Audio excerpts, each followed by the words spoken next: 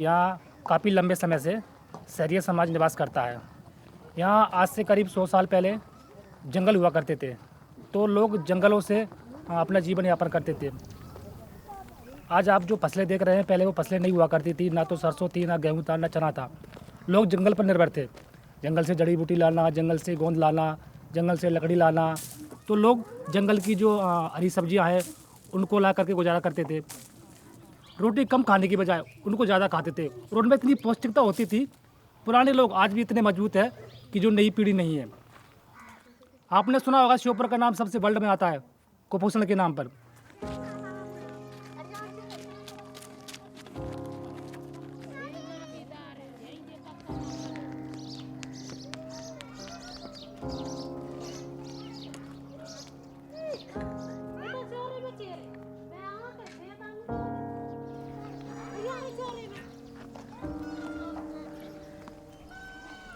सरकार बहुत पैसा खर्च करती है कुपोषण नाम पर, शहरियों के नाम पर, फिर भी यहाँ कुपोषण कम नहीं है। और आज देखें स्थिति, आप किसी भी गांव में जाकर के देख लीजिए, कोई ना कोई व्यक्ति आपको शराब पीते हुए मिल ही जाएगा। इतना सा बच्चा पुड़िया खा रहा है, 10 साल का लड़का दारू पी रहा है। इसीलिए आज की पॉपुलेशन में आप देखिए कि शहरियों में सब ज़्यादा कमज़ोर बच्चे मिलेंगे आपको। लड़कियाँ भी कमज़ोर, कम उम्र में बच्चों की शादी कर देते हैं। शिक्षा का अभाव है।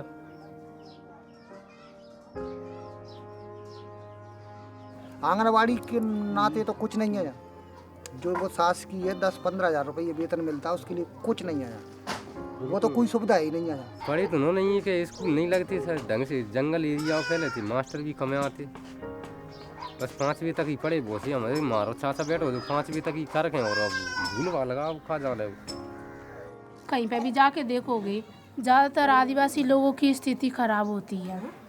बच्चे पढ़ने तो दूर सही से पढ़ भी नहीं पाते हैं। इसके लिए हमारे समाज को ही सबसे ज़्यादा ज़रूरत है देखभाल की, प्यार की, अच्छे बर्ताव की, अच्छे बदलाव की। हमारे समाज को सबसे ज़्यादा ज़रूरत है। –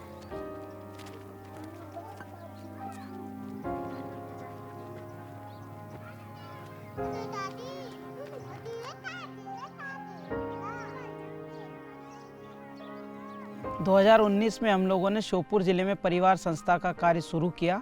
शुरुआत में हम लोगों ने यहाँ पर सर्वे किया। सर्वे में देखा कि यहाँ लोगों की स्थिति कैसी है, यहाँ का शैक्षणिक स्तर कैसा है। हम सर्वे के लिए सेसईपुरा के आसपास के गांवों में हम लोगों ने विज़िट किया, तो यहाँ देखे लोगों के मकान कैसे हैं, लोगों की शिक्षा प्रणाली कैसे हैं, गांव में लोग कितने पढ़े लिखे हैं, रोज़गार के क्या क्या साधन हैं और लोगों का खान पान की क्या व्यवस्था है। इन्हीं स्थिति को देखते हुए हम लोगों ने सेवा कुटीर खोलने का प्लान किया है।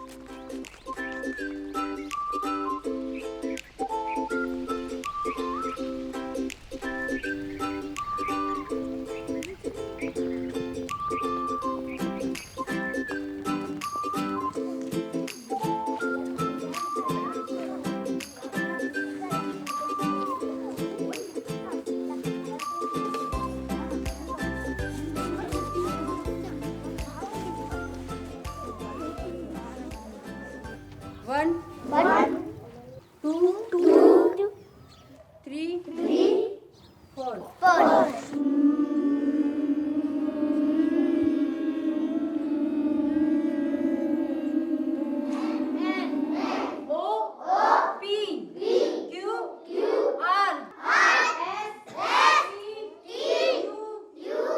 किसान विकास।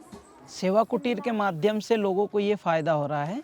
एक तो उस गांव के सभी बच्चे जो 3 साल से 14 साल तक के सभी सेवा कुटीर में आते हैं और सुबह आकर पढ़ाई करते हैं और उसके बाद में भोजन करते हैं। ऐसे साबुन लगाना है तुम्हें, ठीक है? फिर साबुन अपने पास वाले को दे देना है।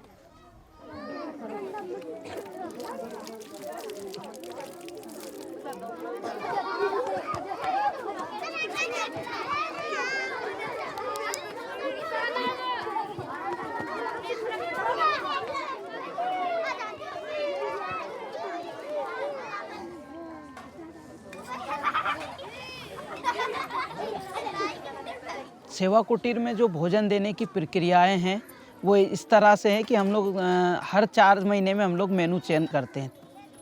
भोजन के रूप में हम लोग उनको दाल, चावल, रोटी, सब्जी चारों चीज़ एक थाली में देते हैं, जो कि एक संपूर्ण आहार माना जाता है। सुबह के समय में हम लोग नाश्ता देते हैं। नाश्ते में भी 6 दिन 6 प्रकार का नाश्ता देते हैं। कभी पोहा, कभी दलिया, कभी चना, कभी मूंग, मोट, खिचड़ी, ये अलग अलग चीज़ें बच्चों को देते हैं। साथ में हम लोग उनको दूध देते हैं और केला भी देते हैं। बच्चों को तो ये चीज़ देते ही हैं, लेकिन गांव में अगर कोई ज़रूरतमंद परिवार है, कोई बुजुर्ग है जिसका कोई नहीं है या जिसके यहाँ खाने की समस्या है, वो लोग भी हमारे कुटीर में आकर सुबह नाश्ता कर लेते हैं और शाम को खाना भी वो करते हैं। रामवीर,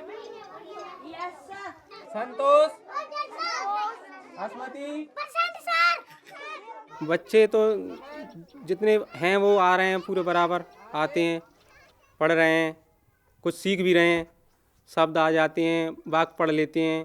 कुछ बच्चों को किताब पढ़ना आ रही है, कुछ जोड़ घटाव गुणा भाग कर लेते हैं।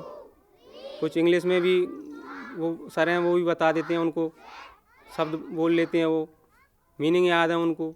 My name is Rinku. My father's name Sri Birwal. My mother's name Srimati Pulvati Bai. I am 12 years old.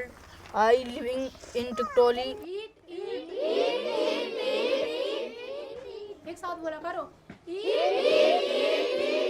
कहुत game में कराती हूँ, कहुत गेम से बच्चों को पढ़ाती हूँ। तो बच्चों को क्या, वो एक गेम के माध्यम से है ना, तो बच्चों को इंग्लिश में जागरूकता हुई, मीन्स अच्छा लगा उनको। जो मैं बोलती हूँ ना बच्चों से कि बच्चों कहुत गेम आ गया, चलो चलो कहुत गेम करेंगे, बच्चे दौड़ के आते मेरे पास में।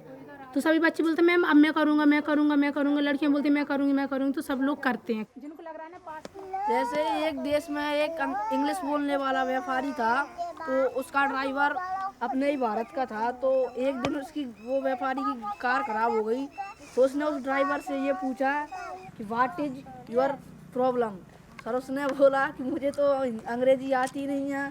सर उसने बना के बोला गाड़ी फिशिंग हिलिंग ना डुलिंग। कांच की साइकिल धोके टूट गई, दौड़ मेरे भैया रेलगाड़ी छूट गई। बस के नीचे केला, राम जी का मेला, मेले में जाएंगे नई भाभी लाएंगे, भाभी री भाभी स्कूटर की चाबी, भैया रे भैया स्कूटर के पहिया, ओ मेरे सारे गरम मसाले, ओ मेरी आंटी बज गई घंटी। पहले बच्चे स्वयं मतलब ना तो कुटीर आते थे, वो ना स्कूल जाते थे। तो अब परिवर्तन मेन यही है कि बच्चे सुबह और शाम जैसे उनका कुटीर का समय हुआ तो अपने आप कुटीर आने लगे वो। तो कुटीर के अंदर बच्चों को ये भी बताया जाता है कि आप लोग यहाँ पढ़ने के बाद, नाश्ता करने के बाद आप स्कूल भी जाओ। तो सरकारी टीचर भी बोलने लगे कि भाई आप लोगों की जो कुटीर खुला है उससे हमें भी बहुत सारा फायदा हुआ है।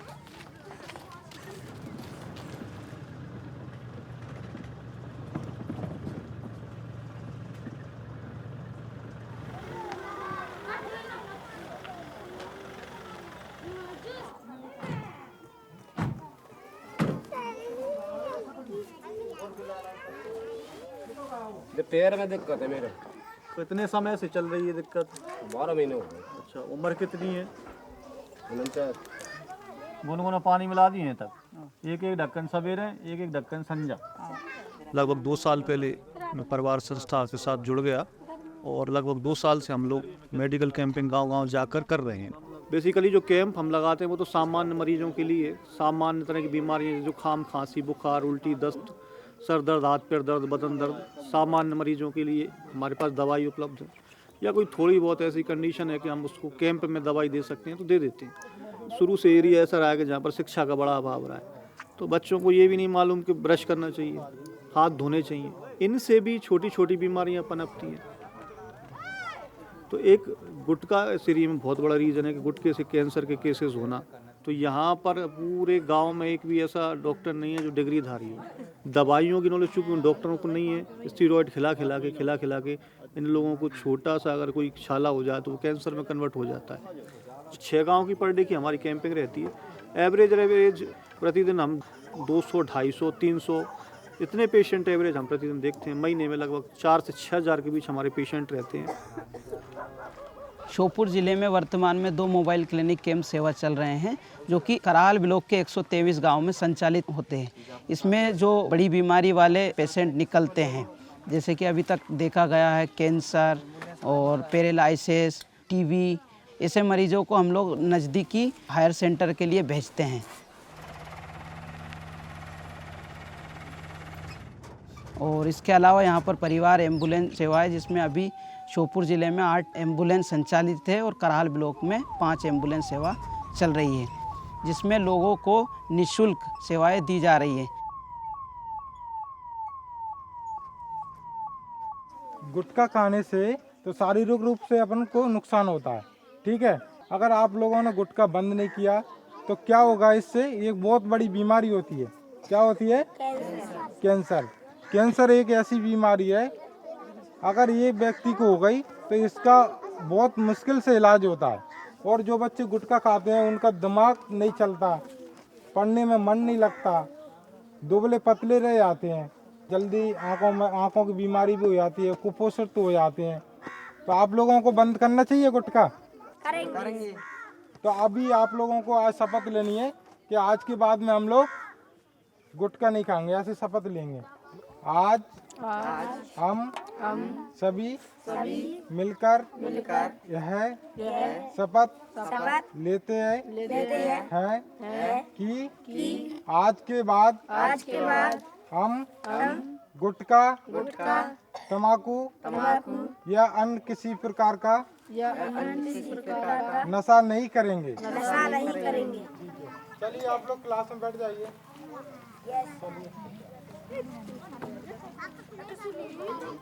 दिखाओ दिखाओ दिखाओ दिखाओ, कुछ नहीं कर रहे। चलो चलो चलो, हो गया। 11 दिसंबर की है ना ये। इस रिपोर्ट में तो अब इसको जो है कैंसर नहीं है। ये जब ज़्यादा दिक्कत थी, युवराज की आंखों से खून निकल रहा था, उस समय का है ये। और ये जब दिल्ली में जहाँ पर इलाज चल रहा था शुरुआत के समय में, वहाँ का है ये। और ये वहीं का दिल्ली का है। और ये जब पहली बार जब कैंप में आया था तब भी उसकी ऐसी स्थिति थी युवराज की। कैंप के दौरान हमको ये मिला था वहाँ पर। और ये घर पर हम लोग फॉलोअप के लिए आते थे उसके। ये डॉक्टर साहब है, उनके साथ में आते थे जब उसका ऑपरेशन हुआ था आँखों का। 21 कीमो युवराज को लगे और अभी पूरी तरीके से ठीक है। और फिर इंदौर से ये बोला गया कि अब इनकी आँख डल सकती है। मतलब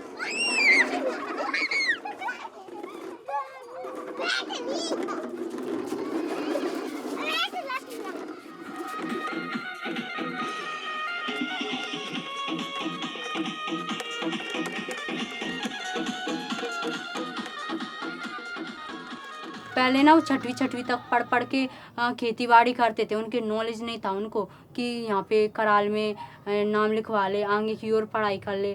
फिर हमने वहाँ पे गए, हमने समझाया उन्हें कि तुम्हें छठवीं तक पढ़ने से तुम्हारी पूरी पढ़ाई नहीं हो जाती, तुम्हें आगे और पढ़ना पड़ेगा, कराल जाना पड़ेगा, श्योपुर जाना पड़ेगा, जहाँ पढ़ाई होती है वहाँ जाना पड़ेगा, जब जाके तुम पढ़ पाओगे।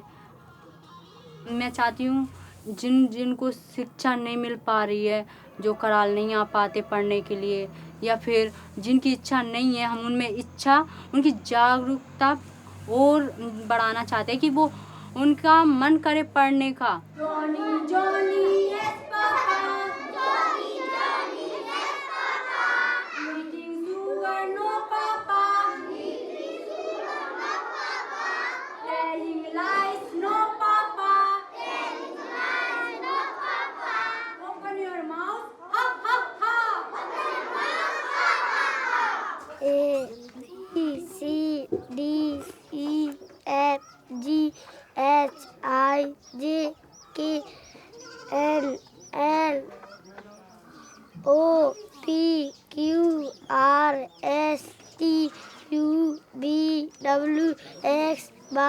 जेट। और तो हम यही सोचते हैं ऐसे सुधार और बनवे करे तो हमारा भविष्य और भी सुधरेगा। नौका बेकार सुधर रहेंगे फिर हम बड़बड़ी भी सुधर रहेंगे बिन की देखा देखे। बुराई कैसे करेंगे? सब खाना मिल रहा है सब बात को, तो बुराई कैसे करेंगे? मोड़ा मोड़ी बढ़ रहे हैं, मास्टर आ रहे हैं, पूरा खाना मिल रहा है, भैंस आ रहा है, पूरा खाना बढ़ रहा है। घर में नहीं मिलता है जो मिलता है वहाँ खाने के लिए बच्चों के लिए। घर में कहाँ रखा है? घर में कहाँ है हमारे पास, कहाँ से लाना है?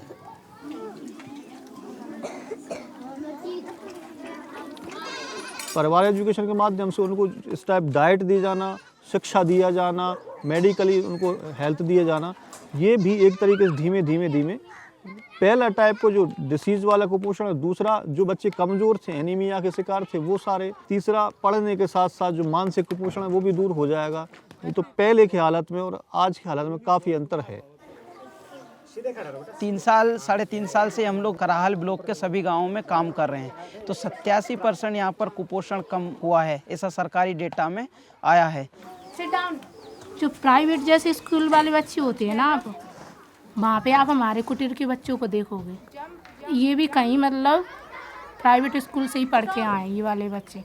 मैं तो इतना ही कहूँगी कि जो संस्था है ना, बच्चों को कम से कम इतना तो कर दे कि अपने हक के लिए लड़ सके। राइट